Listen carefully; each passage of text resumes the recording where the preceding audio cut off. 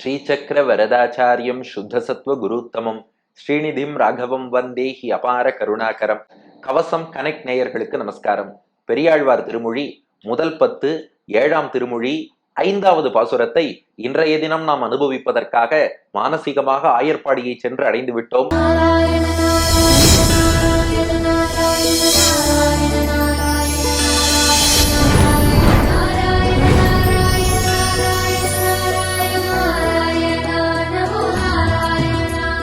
பெரியாழ்வார் யசோதை எதிரிலே குட்டி கண்ணன், அவள் கேட்டபடியெல்லாம் முன்னோக்கியும் நடந்து வந்தான், பின்னோக்கியும் நடந்து சென்றான், எல்லாம் பண்ணி காமிச்சுட்டான். முன்னழகு பின்னழகு எல்லாம் ரசிச்சாச்சு. ஆனா பெரியாழ்வார் யசோதை சொன்னா இன்னும் எனக்கு திருப்தி இல்லைன்ட்டா. கண்ணன் பார்த்தா நீ சொன்னபடியெல்லாம் நடந்தேனா இல்லையா? உன்னை நோக்கி நடந்து வந்து முத்தம் கொடுத்து திருவாயமுதத்தை ஊட்டியிருக்கேன். அதுக்கப்புறம் எதிரியின் தலையில் கால் வைத்து நடப்பது போல அந்த பக்கமும் நடந்து போயிருக்கேன். இது என்ன திரும்ப திரும்ப ஒரு நகைச்சுவையில இங்க வா அப்படின்னா என்னன்னா இதர் ஆவோ அப்படிம்பார். அதுக்கப்புறம் அங்க போன்னு சொல்றதுக்கு என்னன்னு தெரியாது, அங்க போய் நின்றுட்டு இதர் ஆவோம்பார். அப்புறம் இல்ல இங்க இருந்து அங்க போறதுன்னா என்னன்னா அங்க போய் நின்று இதர் ஆவோம்பார். இந்த நகைச்சுவை காட்சி மாதிரி திரும்ப நடந்து வாங்குற, அப்புறம் திரும்ப அங்க போங்கிற. என்னம்மா இது? நீ சொன்னபடி நடந்துட்டேன், இன்னும் திருப்தி இல்லைன்னா என்ன அர்த்தம்னு கேட்டான் கண்ணபிரான். பெரியாழ்வார் யசோதை சொன்னா இப்பதான்டா மறந்துட்டேன், நீ மட்டும் நடந்தாலே இவ்வளவு நன்னா இருக்குன்னா பலராமனோடு சேர்ந்து நீ நடந்தால் எவ்வளவு அழகா இருக்கும். அப்போ முன்னாடி உன் அண்ணன் பலராமன் அவர் கம்பீரமா நடந்து வரணும், தம்பியான நீ அவரை பின்தொடர்ந்து நடந்து வர வேண்டும். முன்னே பலராமன் பின்னே கண்ணன். பெரியாழ்வார் யசோதை சொல்றா மனக்கண்ல நினைச்சு பாக்குறேன்டா அந்த காட்சிய. இருவராய் வந்தார் என்னும்படி பெருமாள் ஒரு வடிவம் எடுத்து வந்தாலே அழகு. அந்த பக்கம் பார்த்தா ஆதிசேஷன் பலராமனாக வர, அந்த ஆதிசேஷனாகிய பலராமனுக்குள் பெருமாளுடைய சக்தியும் இருக்கு, பெருமாளுடைய அம்சமும் இருக்கு. அதனாலதான் அவரை தசாவதாரத்திலும் சேர்க்கிறோம். ஏன்னா பெருமாளுடைய சக்தியும் கொண்டவர், அதே சமயம் ஆதிசேஷனுடைய அம்சமாக தோன்றியவர். அப்ப அவரை பெருமாள்னே கருதலாம். முன்னாடி ஒரு பெருமாள் பலராமனாக வர, பின்னாடி இன்னொரு பெருமாள் கண்ணனாக வர, 2 பெருமாள் ஒரே நேரத்துல நம்மை நோக்கி வருகிறார் என்றால் அது எவ்வளவு ஆனந்தம். திருக்குடந்தை கும்பகோணத்துல சார்கபாணி சக்கரபாணி 2 பேருக்கும் சேர்த்து புறப்பாடுகள் நடக்கும். 2 பெருமாள் வராருன்னா 2 பேரை சேவிப்பது நமக்கு போனஸ் ஆனந்தம் தானே. அதனால கிருஷ்ணா இப்ப நான் சொல்றதை கேளு, முன்னாடி பலராமன் நடந்து வரணும், பின்னாடி நீ நடந்து வரணும், இப்படி இருவருமாக நடந்து வாருங்கள் என்று கேட்கிறாள். அதுதான் 5வது பாசுரம். பாசுரத்தை பார்த்துருவோமா? முன்னல் ஓர் வெள்ளி பெருமலை குட்டன் முடு முடு விரைந்து ஓட, பின்னை தொடர்ந்ததோர் கருமலை குட்டன் பெயர்ந்து அடியிடுவது போல், பன்னி உலகம் பரவி ஓவா புகழ் பலதேவன் என்னும், தன்னம்பி ஓட பின்கூட செல்வான் தளர்நடை நடவானோ. முன்னலோர் வெள்ளி பெருமலை குட்டன் முடுமுடு விரைந்தோட, பின்னை தொடர்ந்ததோர் கருமலை குட்டன் பெயர்ந்தடி இடுவது போல், பன்னி உலகம் பரவி ஓவா புகழ் பலதேவன் என்னும், தன்னம்பி ஓட பின்கூட செல்வான் தளர்நடை நடவானோ. இப்போ பெரியாழ்வார் யசோதை சொல்றா, கண்ணா பலராமன் முன்னாடி வரணும், நீ பின்னாடி வரணும். அந்த காட்சி எப்படி இருக்கும்னா, ஒரு குட்டி வெள்ளிமலை முன்னாடி வருவதாகவும் அதை பின்தொடர்ந்து ஒரு குட்டி கருப்பு மலை பின்னாடி வருவதாகவும் அந்த காட்சி தெரியுமா. பலராமன் வெள்ளை நிறத்துல வெள்ளிமலை போல் இருக்கிறார், கண்ணன் கருமை நிறத்துல கருப்பு மலை போல் இருக்கிறான். ஒரு வெள்ளி மலை பின்னாடி ஒரு கருப்பு மலை ஒன்றன் பின் ஒன்றாக வந்தால் எவ்வளவு நன்றாக இருக்கும். அதான் முன். முன் என்றால் முன்னேன்னு அர்த்தம். யார் வரணும்? பலராமன் வரணும். முன் முன்னே. நல் நல்ல, நல் என்றால் நல்ல அழகான அர்த்தம். ஓர் ஓர் என்றால் ஒப்பற்ற தனித்தன்மை கொண்ட சிறப்பான அர்த்தம். பலராமனை போல இன்னொருத்தரை பார்க்க முடியுமா? அப்போ நல் அழகு மிக்க, ஓர் சிறப்பு மிக்க, வெள்ளி பெருமலை பெரிய வெள்ளிமலை. அந்த பெரிய வெள்ளிமலையின் குட்டன், குட்டன்னா குட்டின்னு அர்த்தம். அதாவது பெருமாளுக்கு எவ்வளவு அழகா பெரியாழ்வார் பேர் வச்சிருக்காரு பாருங்க, மலை குட்டியாம். குழந்தைகளை மான்குட்டி பூனைக்குட்டி எலிக்குட்டி எல்லாம் சொல்லி கூப்பிடுறா இல்லையா, நாய்க்குட்டி கண்ணுக்குட்டி. பெரியாழ்வார் வச்ச பேர் பாருங்க மலை குட்டியாம். குட்டன் என்றால் குட்டி குழந்தைன்னு அர்த்தம். வெள்ளி பெருமலை குட்டன். பலராமன் எப்படின்னா வெள்ளிமலையினுடைய குட்டி மாதிரி வரணும், வெள்ளி பெருமலையின் குட்டி போல. அவர் பெருமலையா வரக்கூடாது, ஒரு பெரிய வெள்ளிமலை அது குட்டி போட்டு ஒரு குட்டி வெள்ளிமலை வந்தா எப்படி இருக்கும். அந்த வெண்மை நிறம் கொண்ட பலராமன் முன் முன்னே, நல் அழகான, ஓர் தனித்தன்மையும் சிறப்பும் ஒப்பற்ற தன்மையும் கொண்ட வெள்ளி பெருமலை குட்டன், பெரிய வெள்ளிமலையினுடைய மலைக்குட்டி, வெள்ளிமலை குட்டி.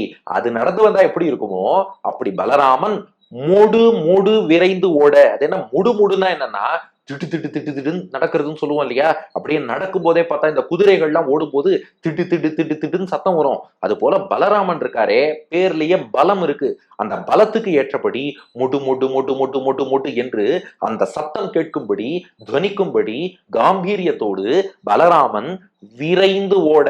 அவர் நல்ல வேகமும் மிக்கவராம். அதனால பலராமன் ஓடும்போது விரைவாக வேகமாக ஓடி வருவாராம். இன்னொன்னு, கண்ணபிரான் பின்னாடி வரான் இல்லையா, எங்கேயாவது துஷ்டர்கள் அவாவா இருக்காளான்னு பாப்பாராம். இவர் கொஞ்சம் வேகமாவே ஓடி வந்து அந்த அசுரர்கள் துஷ்டர்கள் எல்லாம் அழிச்சு வச்சுட்டாருன்னா கண்ணன் பாதுகாப்பா பின்னாடி வருவான். அதனால விரைந்து ஓட, ஓடி ஓடி பலராமன் முன்னாடி திடு திடு திடு திடு என்று வந்து தீய சக்திகளை எல்லாம் அழிப்பார். பின்னாடி யாரு? ஆடி அசைஞ்சு அப்படி நம்ம கண்ணபிரான் வரானா. எப்படி வரான்? பின்னை தொடர்ந்ததோர் கருமலை குட்டன். பின்னை, இந்த பலராமனுக்கு பின்னாடி தொடர்ந்தது. தொடர்ந்தனா ஃபாலோ பண்ணக்கூடியன்னு அர்த்தம். பலராமன் எந்த பாதையில் போகிறாரோ தொடர்ந்து அவரை அப்படியே பின்தொடர்ந்து, அப்ப பின்னை தொடர்ந்த, அப்படியே பின்தொடர்ந்து வரக்கூடிய, பின்னை தொடர்ந்தது ஓர் கருமலை குட்டன். ஓர்னா இங்கேயும் ஒப்பற்ற ஒன்றுன்னு அர்த்தம். கிருஷ்ணனை போல இன்னொருத்தர் கிடையாது. எப்படி பலராமனுக்கு யாரையும் ஓமையா சொல்ல முடியாதோ, கண்ணபிரானுக்கும் வேற யாரையும் சொல்ல முடியாது. அப்போ பின்னை தொடர்ந்தது ஓர், பின்தொடர்ந்து வரக்கூடிய ஒப்பற்ற கருமலை குட்டன். கருப்பு மலை. அந்த கருப்பு மலை, குட்டன்னா குட்டி, குழந்தைன்னு அர்த்தம். கருமலை குட்டன், கருப்பு மலையே குட்டி போட்ட மாதிரி ஒரு கருப்பு மலைக்குட்டியாக கிருஷ்ணனும் மலைக்குட்டி, பலராமனும் மலைக்குட்டி, கிருஷ்ணனும் மலைக்குட்டி. இந்த கருமலை குட்டன், கருப்பு மலையின் குட்டியானது அது பின்னாடி வரதான். இதுல ஒரு சின்ன வேறுபாடு பாருங்க. பலராமனுக்கு வெள்ளி பெருமலை குட்டன்னர், பெரிய வெள்ளிமலையின் குட்டி. கிருஷ்ணனுக்கு கருமலை குட்டன், கரும் பெரும் மலை இல்ல. ஏன்னா கிருஷ்ணன் கொஞ்சம் சின்னவனா இருக்கானா, பலராமன் மூத்தவன் இல்லையா, அண்ணன். அதனால அவர் பெரிய மலையான். கிருஷ்ணன் கருமலை, கருப்பு கலர்ல குட்டி மலை. அதனால இது குட்டியிலையும் இன்னும் குட்டி. அப்ப அவர் பெரிய மலையின் குட்டி, இவர் கரிய மலையின் குட்டி.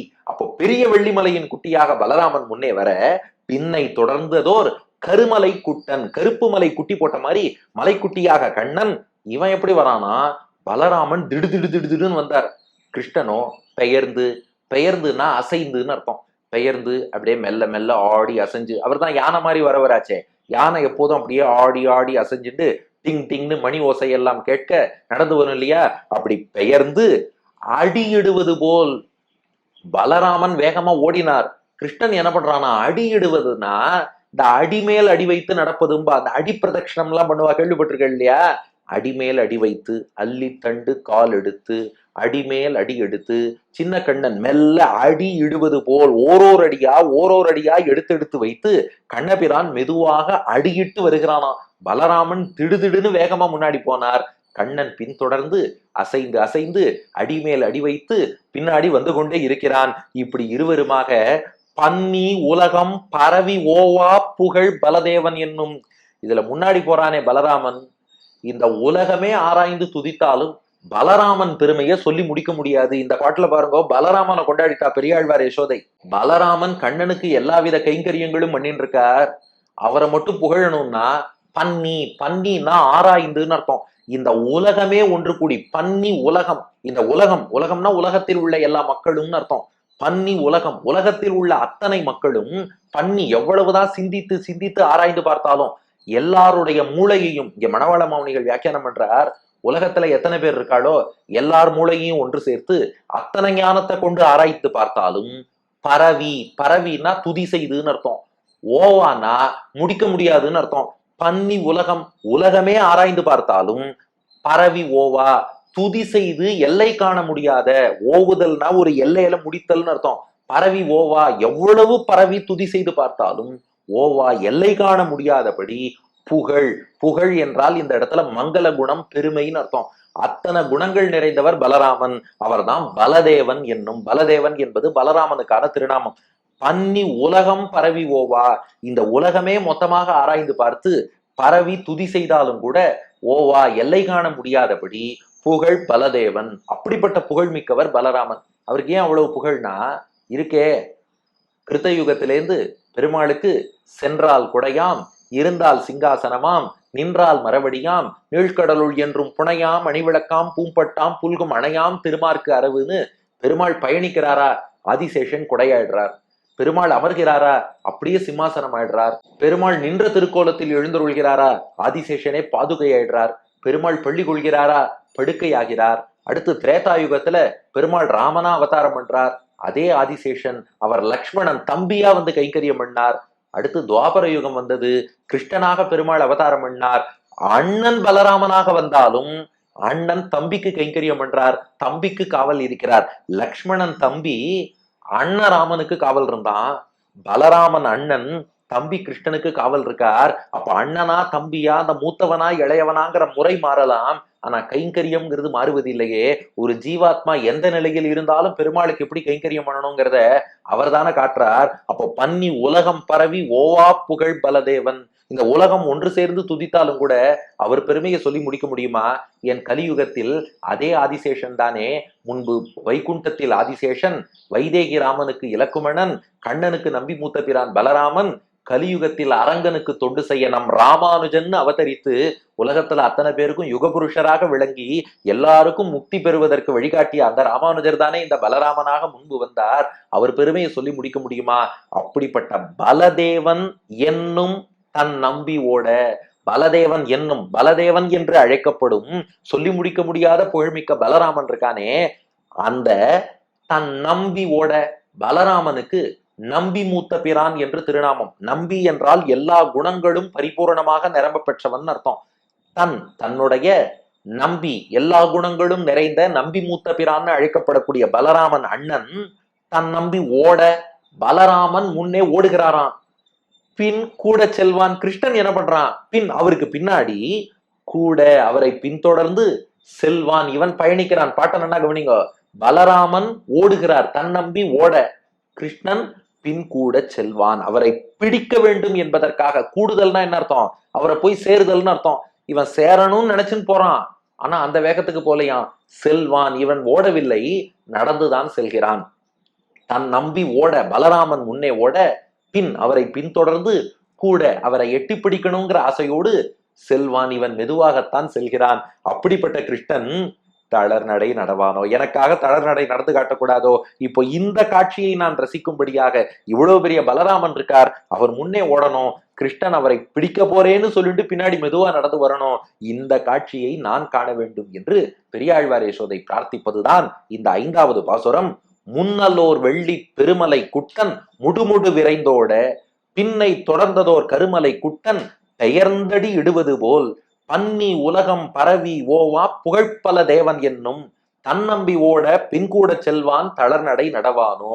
முன்னே ஒரு அழகான சிறப்பான வெள்ளி பெருமலையின் குட்டி மொடு மொடு என்று கம்பீரமாக விரைவாக ஓட, அதை பின்தொடர்ந்து கொண்டு ஒரு குட்டி கருப்பு மலையானது மெல்ல மெல்ல அசைந்து அசைந்து அடியெடுத்து தொடர்ந்து வர, இந்த உலகமே ஆராய்ந்து புகழ்ந்தாலும் சொல்லி முடிக்க முடியாத புகழ் பெற்றவரான பலராமன் என்ற தன் அண்ணன் நம்பி மூத்த பிரான் அவர் முன்னே ஓட, அவரை பிடிப்பதற்காக மெல்ல குட்டி கண்ணன் தளர்நடை நடந்து வரமாட்டானா என்று பெரியாழ்வார் யசோதை கேட்க, அதையும் காமிச்சுட்டா போச்சுன்னு சொல்லி இந்த 5ஆம் பாட்டுல பலராமனையும் கூப்பிட்டுட்டான் கண்ணன். பலராமன் விரைந்து ஓடி வர, பின்னாடி கண்ணன் பின்தொடர்ந்து கூட வர, இந்த காட்சியை நாமும் இன்றைய தினம் இருவராய் வந்தார் என்று கண்டு ரசித்து விட்டோம். இதற்கு அடியன் வழங்கும் ஆங்கில வடிவம்: as if the child of a silver mountain running in front with all courage, and as if a child of a black mountain following it slowly and steadily. O Krishna, with your elder brother Balarama running in front, who cannot be praised even by all the people in the world combined together, you just follow him slowly as if to catch him. Just walk the childish gait. தளர்நடை நடந்துவான்னு அழைக்க பலராமன் ஓடினார், கண்ணன் தளர்நடை நடந்தான். திருப்தியான்னு கேட்டான். பெரியாழ்வார் யசோதை என்ன சொல்ல போறா? திருப்தி இல்லேன்னுட்டா. ஏன் இன்னும் என்ன கேட்க போறா? அதை அடுத்த பாசுரத்தில் காண்போம். பெரியாழ்வார் திருவடிகளே சரணம்.